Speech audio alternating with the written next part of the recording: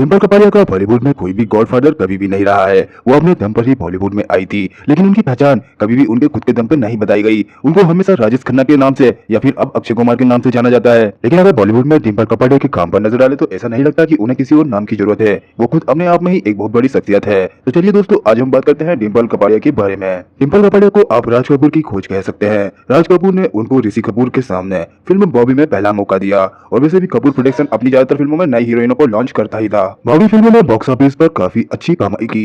दोस्तों, ये ऋषि कपूर और डिम्पल कपाड़िया की सबसे पहली मूवी थी। बॉबी फिल्म की गिनती आज भी क्लासिक फिल्मों में होती है।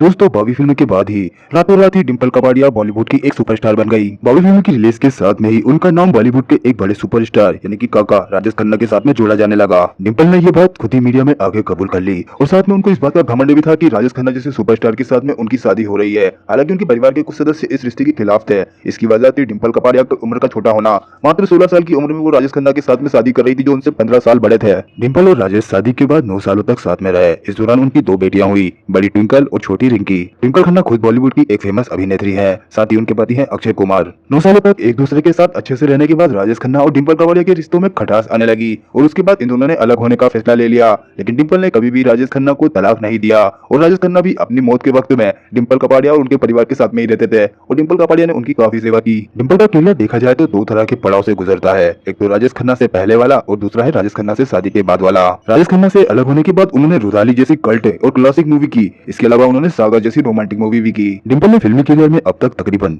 75 से ज्यादा फिल्मों में काम किया है। उनमें प्रमुख रही है बॉबी, राम लखन, सागर, दबंग, लेकिन, अजूबा, नरसिम्हा, गर्दिश, अल्लाह रक्का, इंसानियत और 20 साल बाद। बॉबी फिल्म की शूटिंग के दौरान ऋषि कपूर और डिम्पल कपाड़िया के लव अफेयर के चर्चे भी होने लगे थे। उनका नाम सिर्फ ऋषि कपूर और राजेश खन्ना से ही नहीं, इसके अलावा उनका नाम सनी देओल के साथ में भी जोड़ा गया था।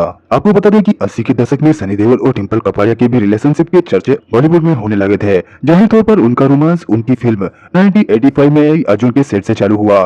पूजा देओल के साथ में सनी की साधारण शादी के 1 साल बाद धर्मेंद्र को डिम्पल के साथ में सनी का रिश्ता बिल्कुल मंजूर नहीं था। इसीलिए सनी देओल और डिम्पल कपाड़िया की जोड़ी बनते बनते टूट गई। डिम्पल कपाड़िया आज अपनी बेटी ट्विंकल और अपने दामाद अक्षय के साथ में रहती हैं। वो बॉलीवुड में अभी भी सक्रिय है और कई सारी फिल्मों में मां के रोल में नजर आ जाती हैं। दोस्तों, आपको डिम्पल कपाड़िया की कौन सी मूवी है सबसे ज्यादा पसंद, और कौन सा सॉन्ग है आपका फेवरेट? अपनी राय हमको कमेंट में जरूर बताएं।